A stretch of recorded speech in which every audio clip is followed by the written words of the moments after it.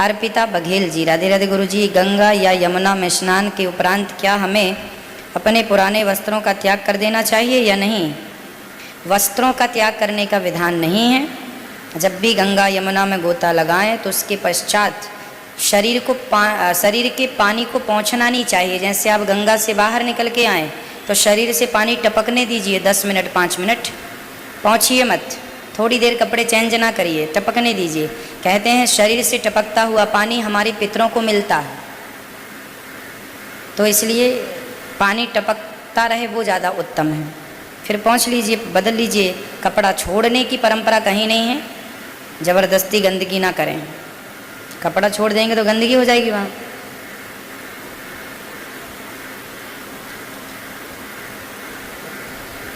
खुशी गुप्ता जी, खुशी गुप्ता जी, पूज्य गुरु जी को मेरा प्रणाम। आपको राधे राधे।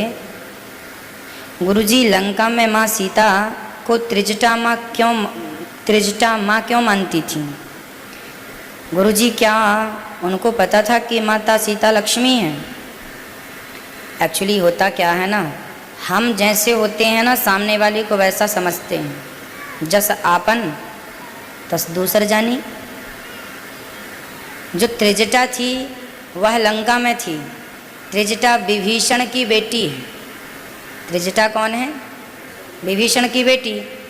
तो जब पिता धर्मात्मा है विभीषण, राम भक्त है, तो स्वाभाविक है कि बाप का असर बेटी पर तो जाएगा। तो त्रिजटा भी बड़ी भक्त थी राम की, बाप से सीख गई। तो वो राम और सीता की भक्त थी, तो वो जानती थी कि ये कौन है, इसलिए वह सीता को पुत्री की तरह रखती थी। वो जानती थी कि साक्षात जगजननी जगदम्बा है। पर अच्छे लोगों की बातें लंका में कोई सुनवाई थी नहीं। विभीषण की सुनता कौन था? जब विभीषण की नहीं सुनते थे तो त्रिजटा की सुनने का तो सवाल ही खड़ा नहीं होता। तो त्रिजटा को पता था कि ये सीता कौन है, राम कौन है, इसलिए वो अच्छा व्यवहार करती थी, समझाती थी, प्यार करती थी, और सीता भी उसे माँ की तरफ रखती थी। इसलिए हम अच्छे होंगे ना तो हमें आप लोग अच्छे ही लगेंगे, हम ही बुरे होंगे तो आप भी स्वाभाविक बुरे ही लगेंगे, क्योंकि हम ही बुरे। चश्मा लाल पहन रखा है तो आप लाल ही दिखेंगे। हरा चश्मा हमारी आंखों में लगा है तो सब आप तो हरे हैं नहीं, क्योंकि चश्मा हरा है। हमारी दृष्टि, हमारी सोच जैसी होगी, संसार वैसा होता है। संसार का अपना कोई रूप नहीं है, कोई रंग नहीं है, कोई आकार नहीं है। हमसे ही, हमारी सोच से ही सृष्टि बनती और बिगड़ती है। रेखा राजपूत जी, राधे राधे गुरु जी। क्या लड्डू गोपाल जी भी नाराज होते हैं? अगर होते हैं तो कौन सी ऐसी बातें हैं जो कान्हा जी को पसंद नहीं है? देखिए, भगवान को सब पसंद है, बस अहंकार पसंद नहीं है। यदि आप अहंकारी हैं, एटीट्यूड रखते हैं, दूसरों का अनादर करते हैं, अपमान करते हैं, ये बात भगवान को बिल्कुल जचती नहीं है। भगवान इसके खिलाफ रहते हैं कि मेरे भक्त को सब आ जाए चलेगा, पर अहंकार नहीं आनी चाहिए। तो भगवान अहंकार से नफरत करते हैं, इसलिए अहंकार करेंगे तो नाराज हो सकते हैं, इसलिए अहंकार हमें नहीं करना चाहिए। सौरभ गुप्ता जी, राधे राधे गुरु जी। क्या पूर्व जन्म के किए हुए कर्म का फल हमें मिलता है? तो इस जन्म के किए हुए पापों का समन हम इस जन्म में कर सकते हैं। पूर्व जन्म के किए हुए पापों का फल हमें मिलता है। इस जन्म में जो हम अच्छा या बुरा करेंगे वो भी हमें मिलेगा। अब हम गलतियां ना करें, प्रायश्चित कर लें। हमारे बहुत सारे पाप हैं माना कि पिछले जन्म में, पर इस जन्म में हम चाहें तो अच्छे कर्म के द्वारा अपने समस्त पापों को समाप्त कर सकते हैं,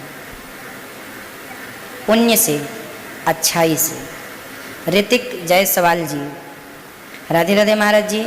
सुबह सुबह शालिग्राम भगवान को स्नान कराने के पश्चात तुलसी में वह जाल डाल सकते हैं? हाँ जी, डाल सकते हैं। प्रियंका सोनी जी, राधे राधे गुरु जी।